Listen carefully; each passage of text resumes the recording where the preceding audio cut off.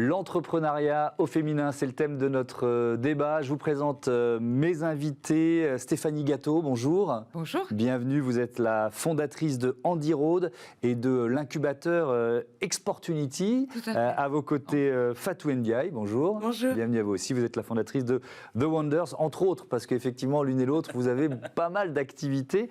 Tiens, présentation de The Wonders pour commencer, c'est quoi ? Alors, The Wonders, c'est un collectif de femmes d'impact.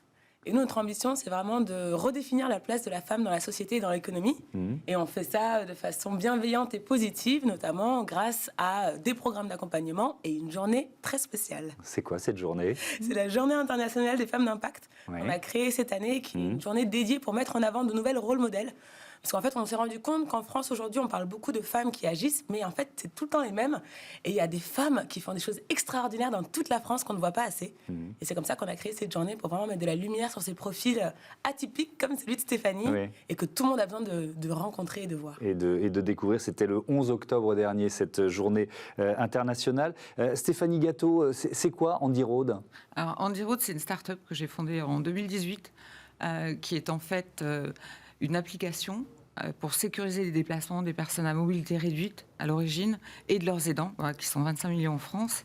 Et à côté de ça, il y a une communauté d'entraide solidaire d'anges gardiens qui permettent de trouver des relais au quotidien pour les aidants et en cas d'alerte, de les prévenir en termes d'information, d'accessibilité. Pendant le confinement, tout le monde a compris ce que c'était que justement l'isolement, l'accès à l'emploi, l'accès aux loisirs, etc. Donc l'idée aussi derrière, c'est de créer du lien social et de parler d'inclusion numérique. Voilà, ce qui est aussi un sujet très précieux à l'heure actuelle. Ouais. Quand on parle d'entrepreneuriat au féminin, qu'est-ce que ça vous inspire, notamment l'action de The Wonders ? Alors je trouve ça extraordinaire parce que je trouve qu'effectivement, on a en termes de visibilité un peu toujours les mêmes schémas. Moi, je sais que entre le fait d'être une femme polyhandicapée qui souhaitait faire de l'international et voyager partout dans le monde, mais peut-être en fauteuil roulant, c'était un petit peu compliqué. J'aurais voulu avoir des références un peu inspirantes de femmes et puis de leur place. Et effectivement de cette notion aussi d'engagement, d'avoir des valeurs derrière qui est un peu propre au profil féminin, on va dire. J'ai trouvé que c'était précieux et surtout de s'enthousiasmer et de s'émerveiller des talents de chacune. Et aussi le fait justement d'être un collectif comme ça nous a permis à chacune d'avoir notre place, de nous découvrir et d'avoir toute la même valeur. Il n'y avait pas de prix particulier, il n'y avait pas de classement particulier surtout. Et c'est très agréable.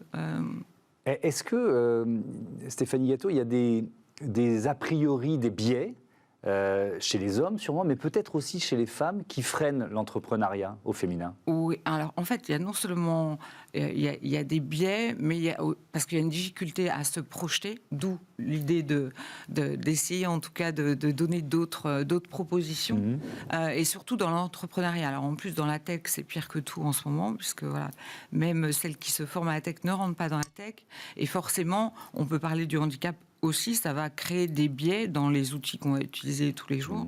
Il faut être vraiment très, très vigilant. Mais les obstacles sont vraiment dans le manque de référence, le manque d'encouragement, ce que font les Wonders, c'est-à-dire encourager à l'audace, à être nos propres héroïnes. Quand on n'a pas de référence, effectivement, se dire, moi, de quoi j'ai envie et qu'est-ce que j'ai envie de devenir ? Fatou Ndiaye, c'est quoi ? C'est une sorte de boîte à outils de l'entrepreneuriat au féminin que vous proposez ? En quelque sorte, oui. Parce que d'un côté, il y a tout un pilier inspiration. Et en fait, cette journée internationale permet de s'inspirer parce qu'on rencontre des profils complètement atypiques, des femmes qui ont changé les lois pour permettre à des personnes handicapées de devenir pilotes. On a des écrivaines qui sont poètes. On a des profils complètement atypiques. Ça permet d'inspirer les nouvelles générations à passer à l'action. Donc ça, c'est quelque chose qui est très important pour moi. L'entrepreneuriat, c'est de trouver des solutions à des problèmes, mais c'est surtout d'agir concrètement. Mais pour agir, faut avoir des modèles, des rôles modèles, il faut être inspiré. Mais il faut aussi relever des défis, d'après moi. Ah oui. Et ça fait partie de la boîte à outils. On lance énormément de défis, notamment au sein de notre programme d'accompagnement. Toutes les semaines, on lance des défis à No Wonders parce que pour nous, l'audace, c'est un muscle. Et comme tous les muscles, faut s'entraîner. Nous, c'est la chaîne des audacieux, donc on est bien musclés. Exactement, vous êtes très musclés. C'était quoi le dernier défi, par exemple ? Le dernier défi, il est en ce moment, parce qu'on part en Tour de France de l'ESS. Donc j'embarque. Donc de l'économie sociale et solidaire. Ouais. Pardon, on fait un Tour de France à la rencontre d'acteurs du changement, d'actrices du changement dans toute la France, Bordeaux, Paris et Nantes. Et donc le défi, c'était d'organiser cette semaine et d'inviter 5 Sénégalaises. Donc on a l'ambassade de France Sénégal qui nous envoie 5 entrepreneuses de choc. Et toutes les 20, on va partir en Tour de France. Donc ça, c'est un gros défi. Je voudrais aussi parler de sexisme quand même. Est-ce que vous avez rencontré l'une et l'autre du sexisme dans votre vie professionnelle? Je commence avec vous, Fatou Ndiaye. Oui. Forcément. Malheureusement. Je ne m'attendais pas à la réponse non. Oui, ça m'arrive. Et souvent, c'est du sexisme ordinaire. Je pense que c'est des personnes qui ne s'en rendent même pas compte. Et un exemple, c'est je suis en conférence et c'est moi l'experte du sujet, mais on ne me parle pas en fait. On va parler à mon homologue masculin qui ne connaît rien au sujet, mais qui est là. Et c'est des scènes comme ça, c'est assez courant. Et après, qu'est-ce qu'on peut faire pour changer ça? Je pense que déjà en montrant différentes femmes qui ressemblent qui sont certaines racisées, d'autres qui sont qui viennent de villages, etc. Ça permet de montrer d'autres types de femmes et du coup d'inspirer même ces hommes qui ont tendance à faire du sexisme ordinaire. Et vous, Stéphanie Gâteau, vous l'avez vécu? Je crois, il n'y a pas un seul instant où je ne l'ai pas vécu, quasiment sur tous les postes sur lesquels j'étais. Déjà, quand j'ai commencé, on m'a dit la stratégie, c'est pour les hommes, la stratégie d'entreprise. Vous êtes une femme, vous êtes jeune. C'est limite si on m'avait dit que j'étais blonde. Et en plus handicapée. Donc là, pour le coup, je crois que je cumule quand même pas mal de choses. Là où c'est intéressant, c'est effectivement de faire d'autres propositions et d'être peut-être de montrer qu'on peut être là où on ne nous attendrait pas. Alors c'est vrai que dans la tech, on est en train de perdre des talents à cause de ça, parce qu'il y a beaucoup de discrimination. On n'est pas du tout dans l'égalité des chances. Et les femmes particulièrement et fondatrices, malheureusement, un homme va lever à peu près 240% de fonds de plus qu'une femme, alors qu'on est reconnu pour être meilleur gestionnaire, etc. Enfin bon. Et effectivement, comme fondatrice, on va vous dire, oui, mais quand même, vous ne seriez pas accompagnée par un homme dans votre équipe. Voilà, donc alors, je ne vous parle même pas du handicap, mais bon, voilà, c'est très compliqué. Mais est-ce que ça change ? Est-ce que vous voyez une évolution? À votre visage... Je suis très audacieuse et très optimiste. Donc moi, je suis convaincue que c'est justement par l'exemple. On parlait des quotas, il n'y a pas longtemps, il y a eu les assises de l'égalité hommes-femmes. Il y a plein de leviers, mais des pistes aussi, c'est de justement donner envie. Et l'audace, l'énergie qui se dégage des Wonders, c'est aussi de dire la réalité terrain. En préparant celle qui arrive, disons que ça va être compliqué. Il y a des obstacles, oui, il y a des freins. Il y a tout un tas de choses qui peuvent être difficiles à dépasser, mais voilà, c'est vous qui choisissez, soit vous les dépassez, vous êtes un peu innovant et vous sortez de vos zones de confort et vous vous appropriez votre vie, vos envies, vos projets, et en fait, vous avez besoin de personne pour y arriver. Vous pouvez compter que sur vous-même et déjà, vous êtes pleine de ressources, quoi, hein, donc allez-y, foncez. Fatou Ndiaye, vous avez lancé plusieurs entreprises, notamment The Great Village, c'est quoi ? Alors là, c'est très, très, très unique. On a créé une communauté de troc.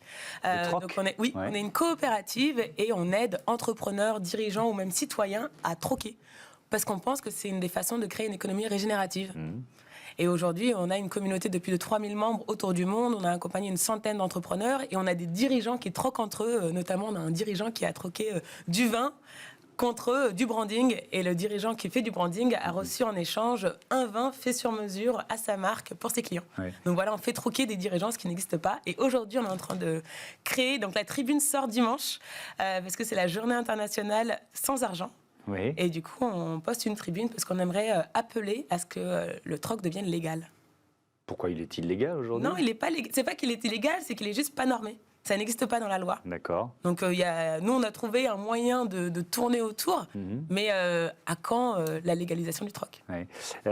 Stéphanie Gâteau, vous avez fondé un incubateur, Exportunity, c'est ça ? Oui, tout à fait. C'est quoi cet incubateur ? Alors, l'idée de l'incubateur, en fait, on a les startups sont très, on va dire, on leur demande beaucoup d'être visibles à l'international et d'avoir rapidement une scalabilité qu'elles n'ont pas forcément. Donc l'idée de l'incubateur, c'est de les préparer soit parce qu'elles vont au CES, elles ont besoin de se préparer à un salon en termes de visibilité par rapport à leurs concurrents, par rapport à leur marché. Mais inversement aussi, c'est d'accueillir des startups étrangères qui veulent s'implanter en France ou en Europe, et surtout d'arriver à créer des communautés qui s'entraident, voilà, qui peuvent échanger par rapport à leurs produits, leur pays, et de créer une communauté internationale d'entrepreneurs, de start-upers en tout cas. Voilà. Ça, c'est une démarche importante aussi pour promouvoir je reviens au thème, l'entrepreneuriat féminin, c'est-à-dire il faut des incubateurs, il faut des accompagnateurs. Parfois, on parle souvent de liens entre un grand groupe et une start-up. Est-ce que tous ces leviers-là vous semblent importants, Fatou Ndiaye? Complètement. Et je pense que c'est pas juste pour l'entrepreneuriat au féminin, je pense que pour l'entrepreneuriat en général, s'entourer des bonnes personnes, avoir accès à des expertises, parce qu'en fait, on fait tous des erreurs. Moi, la première, quand j'ai lancé mon entreprise, j'ai fait des erreurs comptables.